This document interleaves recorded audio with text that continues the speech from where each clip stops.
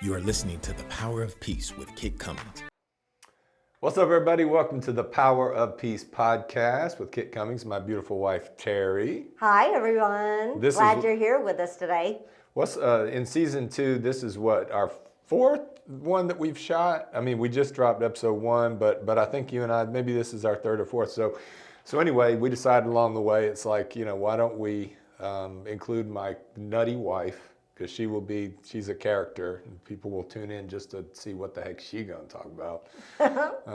I'm interested to see what you're going to talk about.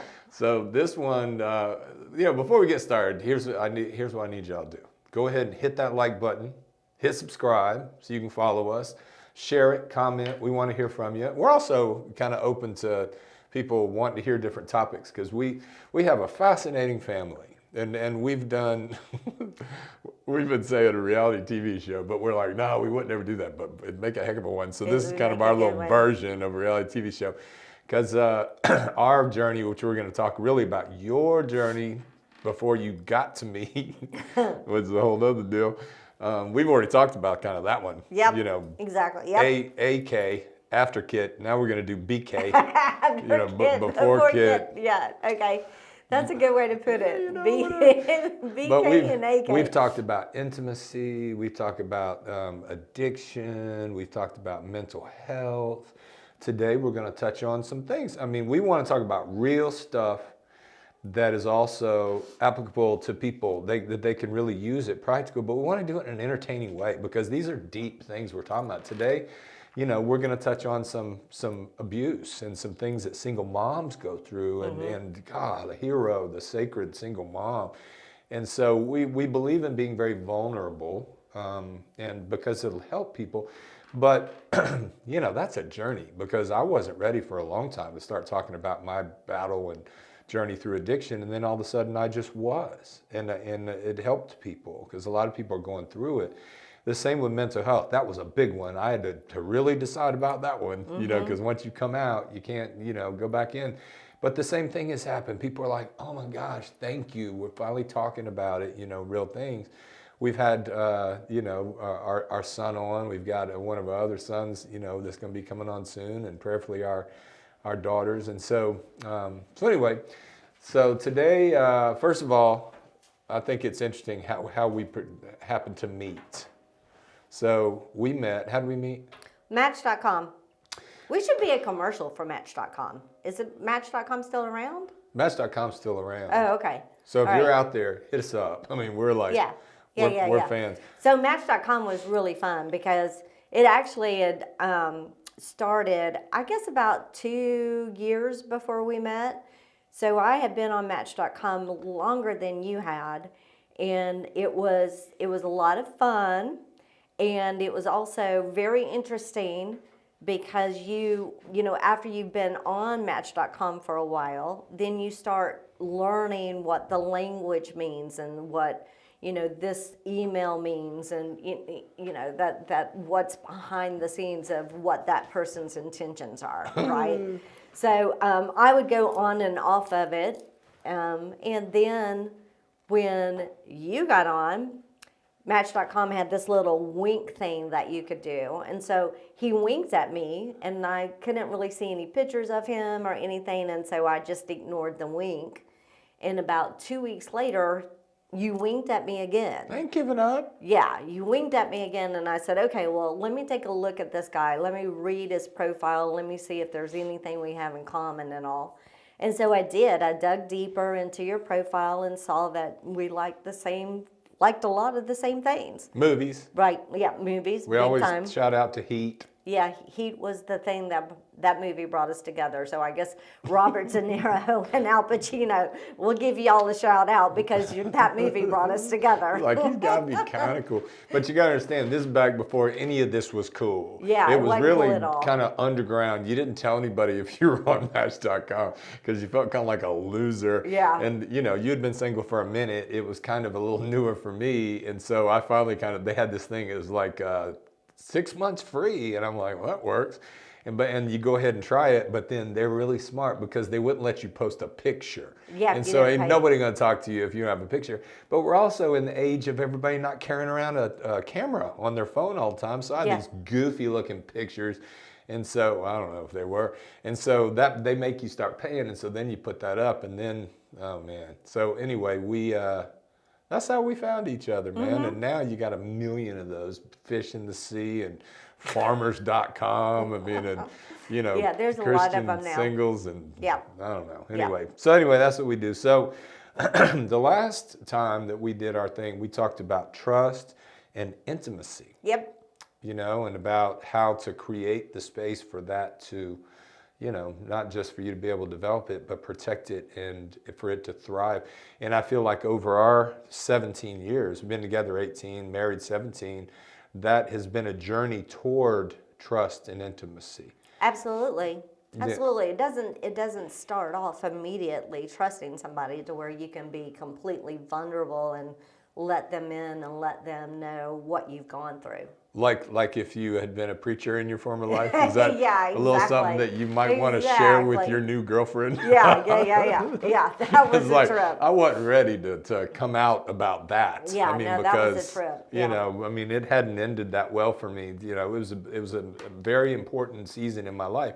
And I still, I mean, we have a ministry, even though it's, very inclusive, but I found my way back to my calling. But yeah, I mean, I had shame around that, and shame around the divorce, and shame around, just a lot of shame in my past. And I'm not trying to, when you're first, kind of falling for somebody, you kind of hold your cards close to your vest because I don't want, she digs me, I don't want to mess that up by telling her, things. But then over time, more and more vulnerability. Well, I'm excited about today because we get to talk about your story, and everyone has a unique story. You know what I'm saying? Wherever we came from. I told a group I was speaking to yesterday, there's not one story in here that's not fascinating and compelling. It's just a matter of being willing to share it. And vulnerability, in my case anyway, was cathartic because the more that I shared, the more shame was leaving me. And the more that I was finding that people need this. And I found my vulnerability in prison. And you're like, whoa, you did time? No, I mean, I go in there and serve. But the prison setting was one where I could share anything, right? And then that developed into being that way in churches or with corporate or with schools, just a life of vulnerability. And you've been talking about this, for a minute, about wanting to share this, not just for women, but to give people hope, but especially, the women who have had that tougher journey. And I admire it. So I want to say that, everybody, that's how I got mad respect, for you, and admire, because you're tough, you're self-made, you're a little scrapper, 5 foot nothing, 100 nothing. Don't fight her. No, don't fight me. She's tiny, but she's fierce. Yeah, I'm very, I am. I'm very stubborn. I don't mind a battle. I'm not going to back down if it's something that I truly believe in. I'm not going to back down on it. There you go. Yeah. Or even things that you don't. Yeah. I'm just kidding. And I'm determined. I'm a determined person. So I think my determination actually really comes from my mother and my father. I mean, my mother is extremely determined. My father was extremely determined, and they instilled that in me. Yeah. And I'm so happy that they did instill that with me, because the things that I did in my life when I was younger put me in a bad situation. That's one thing that people, I don't think, understand. The choices that we make, even when we're younger, affect us when we're older, right? So when I got into middle school, I was very insecure. I was small. I was flat-chested.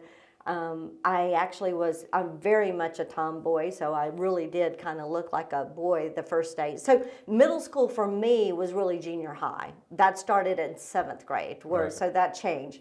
But so when I started in 7th grade, I really did look like a boy. I was flat-chested and dressed like a boy just because I was such a tomboy.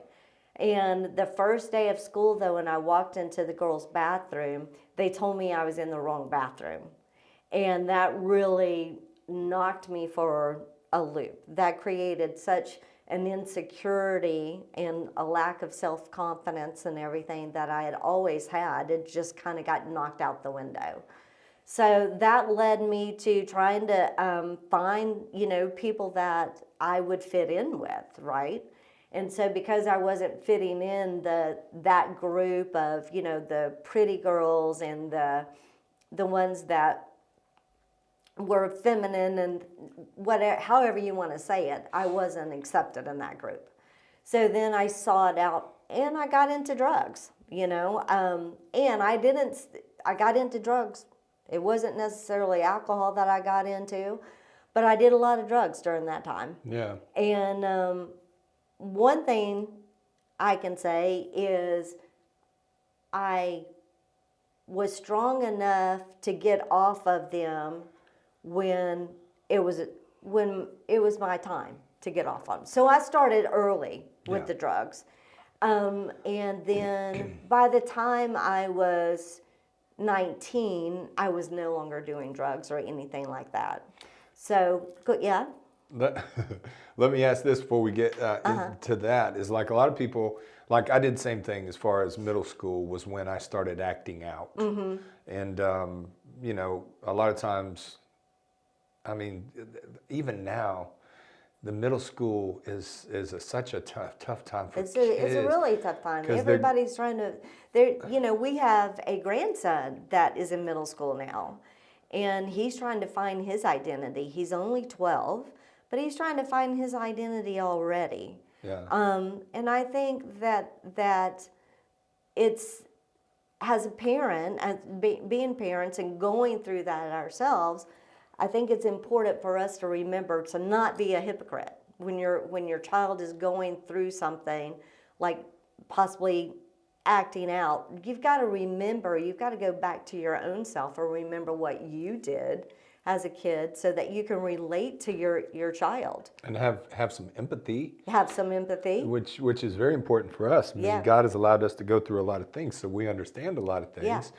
But a lot of people, when they have, if you see kids acting out, experimenting, whether it be drugs, alcohol, sex, bullying, the things, especially with the social media, all the information they're being blessed to, you might assume, oh man, they must have had a tough, family upbringing. Because a lot of the kids that I work with, maybe father's not present, mom is 2 or 3 jobs, maybe they're addiction issues, the kids are, kind of raising themselves. That wasn't the case with you.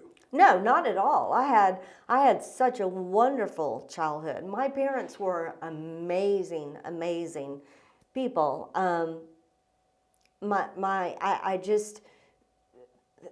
There was nothing that they did to cause me to go into drugs. That is the one thing that I regret, actually, is hurting my parents the way that I did. Because I know that I hurt them, acting out the way that I did. And I acted out a lot more than I mean, I ran away because I wanted to do what I wanted to do. So at the age of 16, I thought, I don't like my parents. They're trying to control me. I'm running away. I ran away, and they had to get the police involved and, to find me. And it was just a horrible situation that I put myself into because I was selfish, and that is my biggest regret, is hurting my parents the way that I did. I don't regret doing drugs like that. What I'm trying to say is I don't regret a lot of the things that I did because it helped me when I was a single mom. So was it a blessing or a curse that I got into the situation that I did? Now I look at it as a blessing because when I was raising my kids by myself as a single mom, I knew what to look for. If I knew what to look for because I was street smart, I guess you would say. Yeah. And so, and being a single mom, of boys, you really have to have your thumb down on them, right? Yeah. You really have to see, and their father was not present at all, for a good reason. I had all of his rights stricken just simply because of I wanted, like I said, I stopped at 19 doing drugs because I had my first child. And when I had my first child, that was everything to me. So I had to be, strong and not do those things and be there for my children. And that is really what got me definitely out of that situation.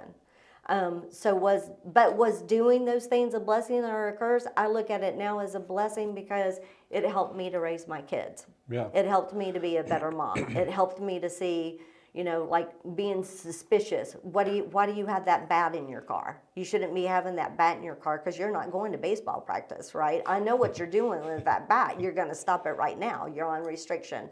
Those kinds of things, just being able to watch out, knowing the smell or looking at their eyes or knowing who their friends were, and always keeping my house open to all of their friends. So all of their friends could come over and I could get to know them. And, just like I said, keeping my thumb down on them to a certain degree, looking and knowing what was out there made me a better parent. Yeah. But it was a rough journey. Sure it is. Yeah.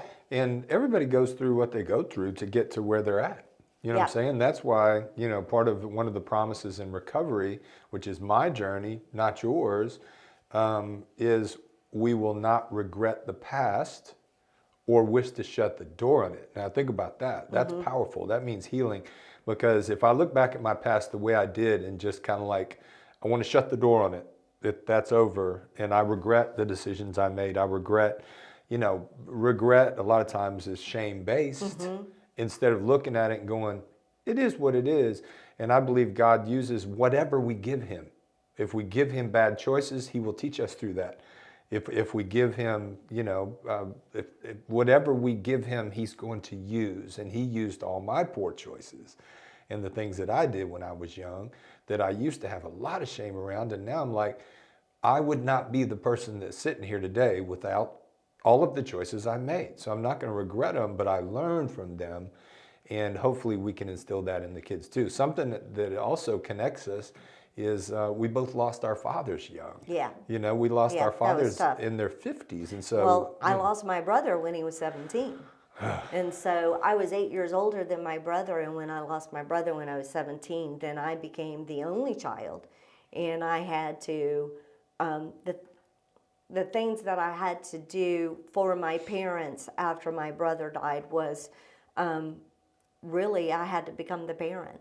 I had to really help. I had to really help with the funeral when my brother died. I had to get the pallbearers together, make sure they had suit. I mean, that was something. It was just devastating to my mom and dad to lose a child, and nobody knows what it's like to lose a child unless you've gone through it. Yeah. And I haven't gone through losing a child, thank God for that. But I have gone through watching my mom and dad go through that pain. Right. And that's a pain that never, ever, ever, ever, ever goes away for a parent. Life changes forever. It's your life changes forever. So that was it. I could talk forever about just that little piece of my life. Yeah, huge turning point. Huge turning point. Yeah. And so one thing I want to say though, let me back up for Please. a second.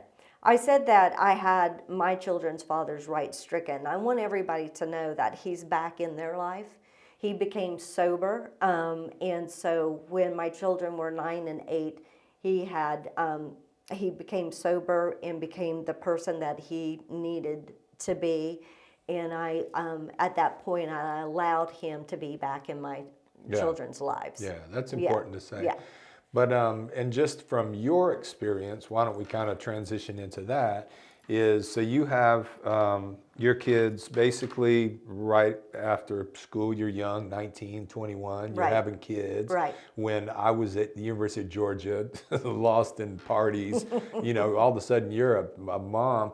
And I mean, just, honestly, in an abusive relationship. Very abusive relationship. And there's a lot of people that are listening that can either relate to that or had parents that had to go through that or been through that themselves or are helping, loved ones that are going through it. It's a big thing.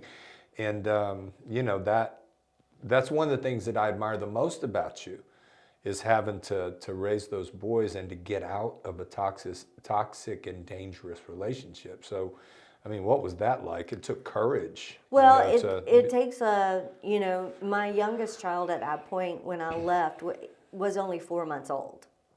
And so here I have a 15-month-old, a 19-month-old and a 4-month-old on my own. I really don't have a job. I don't have really any skills. I haven't gotten a college education or anything.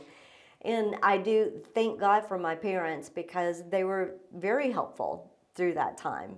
I moved in with them for a while, and that allowed me to get my feet on the ground.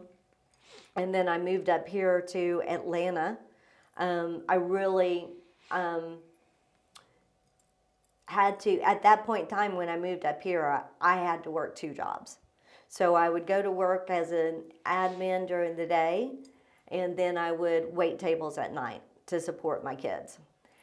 So that was very difficult. But as a mom that wants everything for their children, I was just determined to make it work. Yeah. That was it. I was determined. That was my big reason, my children, to make it work. Getting out of an abusive relationship was, the way that I grew up, I didn't even know things like that existed. My family was so tight that we didn't have things like that happen in our family.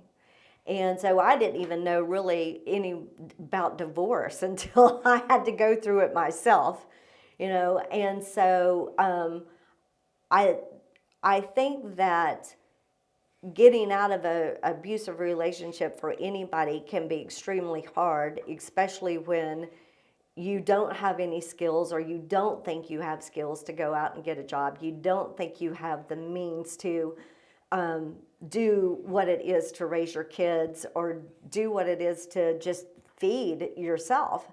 And so you can stay in this abusive relationship because it becomes kind of like a prison in a lot of ways. And there's a lot of women out there right there that I know that are in some type of abusive relationship. It doesn't have to be a physical abuse. It can be emotional abuse. It can be mental abuse. It can be your ultimate gaslighter, that puts you down.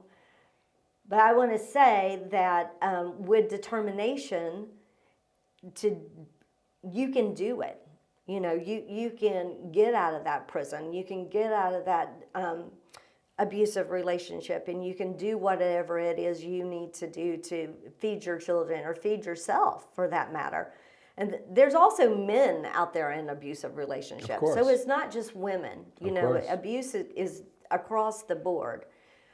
But you've got to have that determination to do what it is, and you can.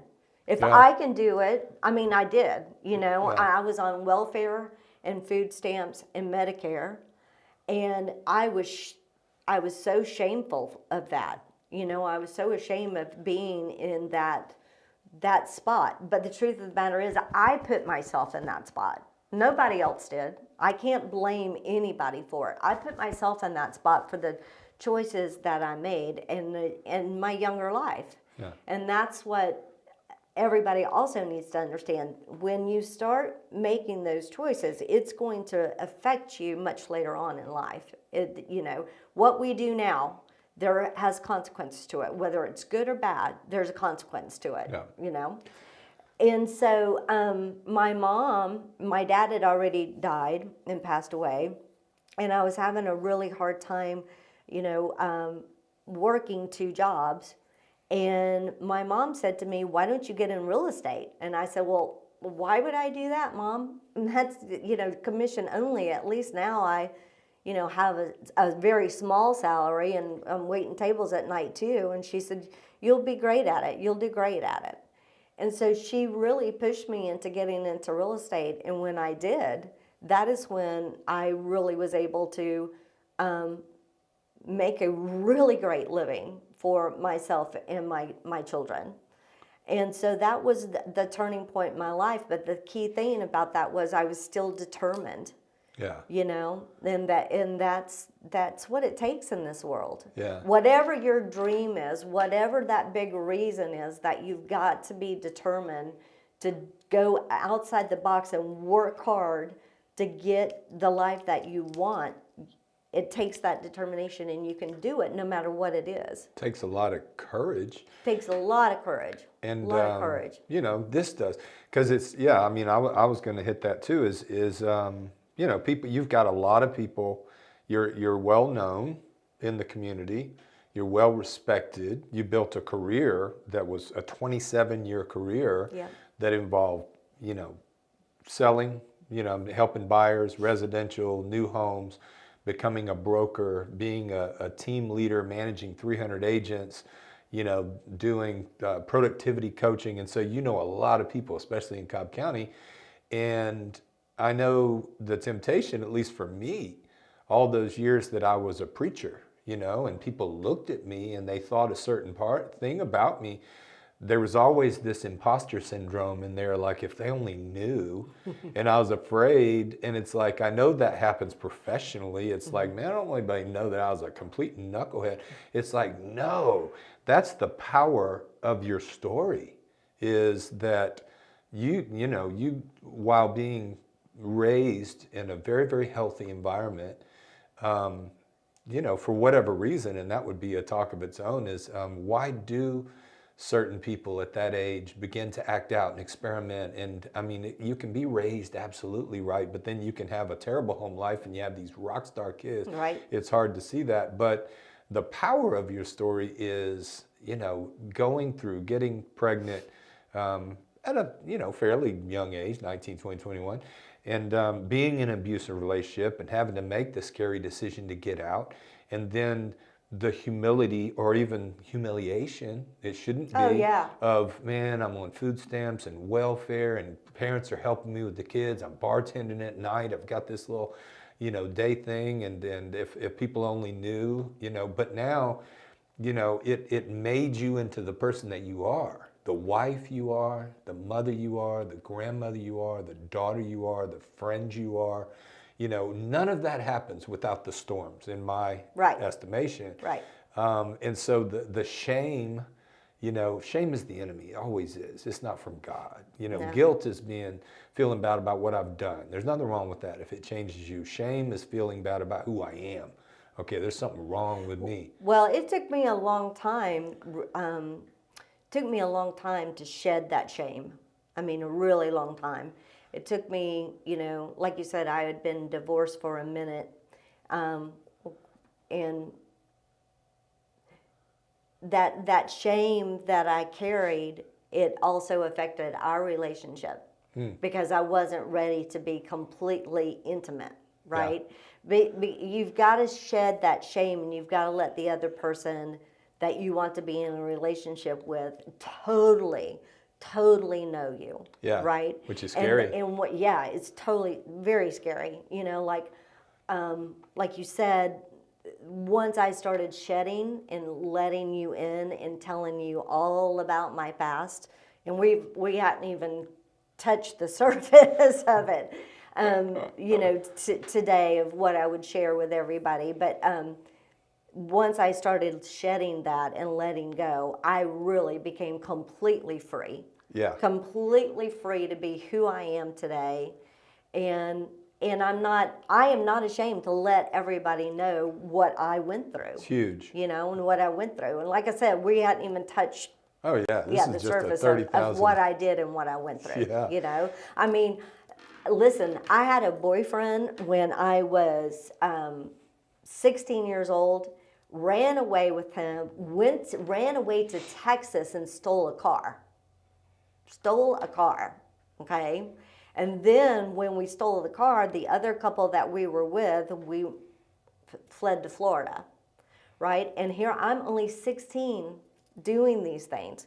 Can you imagine how much hurt that I put on my mother and father, them not knowing where I was and all the things that I went through then. That's where in the beginning of the abusive relationship started then. The boyfriend that I had was abusive. Yeah. I mean, he one night pulled a sword out on me and held me basically prisoner for a couple hours with the sword. You know, so once you start in that abusive relationship, then you kind of or you stay in an abusive relationship. The next relationship that you go into more than likely is going to be abusive. Yeah. Because that is what you have become accustomed to. Right. So you have to break that cycle, you know, and that takes a lot of courage to break that cycle and step out and say, this is not what I want for my life. This is what I want for my life, and this is the kind of human being I want to be in my life. Yeah. And that's hard. Yeah. It's yeah. hard.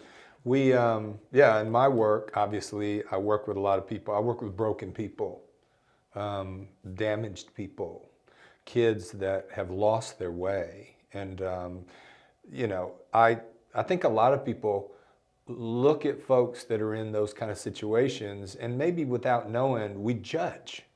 You know what I'm saying? We look at that and go, Yep. You know, whether it's a struggling single mom that's doing what she has to do, or somebody that is dealing with addiction, mental health issues, suicide that families are dealing with, or accidents like you lost your brother just in a hydroplaning, you know, car accident. Right. It's like, boom, life changed Right. forever.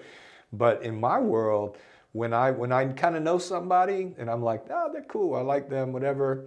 And then I find out that there's more to the story, Right. that they went through some things. Right. My respect for them doesn't go down like, ugh. It's like it goes up. Like those beautiful women we got to spend time with this last Monday night at a women's recovery home. Right.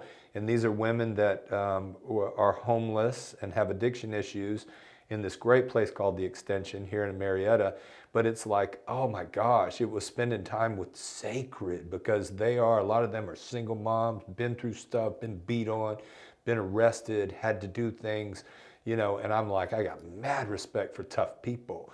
And so, and I remember, you know, I mean, we've talked about our routines in our life is we take baths together every night, unless, I mean, every night. And it's like, that's our time just to kind of just, I don't know, just unleash decompress and let the day go. And we don't talk about business because we've already done that on our walk, you know, or when we were cooking. We cook, you know, we cook together. That's not true. We cook. Don't let him fool you. He can make coffee, and he's really good at making pancakes, but other than that, however, I clean well. He cleans the I clean kitchen. well. Awesome. Oh, but anyway, you got me way off track. Yeah. So anyway, but it was one of those bath times, and you told me a story, and it was one that I'd never heard before. And it was during this, it was like somewhere along the way, I realized that between 10 and 20, I knew vague general things, and then you started telling me stories that I didn't know, and I was like, oh man, there's a whole new depth. And my respect kept going up. I got a wife she's tough, man. I mean, I love that. You've been through some stuff. People know who you are. You know what I'm saying? And you're not afraid to, you're yourself so much more than I am naturally. I was always trying to be what people wanted me to be to find acceptance. You just kind of are who you are, but there's a new depth because, I mean, you're telling the whole world now. You know what I'm saying? Well, it's, you know, my mom and dad really instilled, like I said, determination. I saw they worked hard. They provided us a really good life. So I was raised in, when I had my children, I knew that was the kind of life that I wanted. Yeah. You know, was the kind of life that my mom and dad gave me, right? And so I absolutely had to turn around, you know, and there's probably more stories that I could tell you, but the honestly, there's a lot of stories that I don't remember. Oh gosh, you know, there's just a lot of stories too. that I don't remember. Yeah. You know, and there's things that will pop up that are way down in there. Yeah. Yeah, way down and God's in there. bringing them up at the perfect time. He's bringing them up, and And I'm looking at those things as really a blessing, because if I can sit here and help other people and let them know that you can do this, you don't have to, and also, we coach people. You and I coach people. We Right. consult with people, so we're available for that. Yeah. For people Absolutely. to come to us that are trying to Yeah. just have an objective view and, set out a plan on how you can go about and do this. We defied the odds. Oh, absolutely. Defy Because the odds. I mean, you think Yeah. about it, when you chose, and you said something very powerful, is it's maddening sometimes when you see somebody that's in a terribly abusive relationship have the courage to get out and then go and find another one. And it Yeah. goes to our self-esteem, what we believe we're worth, and so it's like, hey, and also fear, the insecurity of being alone. Right. There's a lot of those things, but having gone through the storms is now the most valuable part of our work, because we really don't just have sympathy, we have compassion, but an even more powerful thing is empathy. And without all the storms in our journey, and we had to take a train wreck because, I mean, you fell in love with a guy that, was an alcoholic and you didn't know it. And then, a year after we get together, I'm like, baby, I gotta stop drinking. And she's like, yeah, I kind of figured that. And then I go into this weird period of sobriety where I didn't know who I was. Intimacy was like a long shot. Like I didn't think I was possible. I was damaged Right. goods. And so, but we've made it. But at the same time, we now have kids that are all in different places. And that's a whole, it's another story. But, our oldest is a combat veteran, 4 battle tours and everything comes with it. And his, family is wonderful and they're thriving. We've got a beautiful transgender daughter, which, and this is over the past few years, married, grown, and it's a rich experience that it's a part of our wonderful life. And we've said this before, most likely saved her life, the courage to to be who she always has been inside. And so I mean that's a whole nother depth of our family life. And our next oldest, our son, we just did a podcast on our journey together through mental health, because we both have those challenges. And then our youngest is on the journey to recovery, 3 years sober, and she's just a little soldier. And so how would we help our kids going through all these things if we didn't have, the depth of experience? Well, I think that's what a lot of people don't really grasp when they're going through something, is that looking at it and saying, is this a blessing or a curse, right?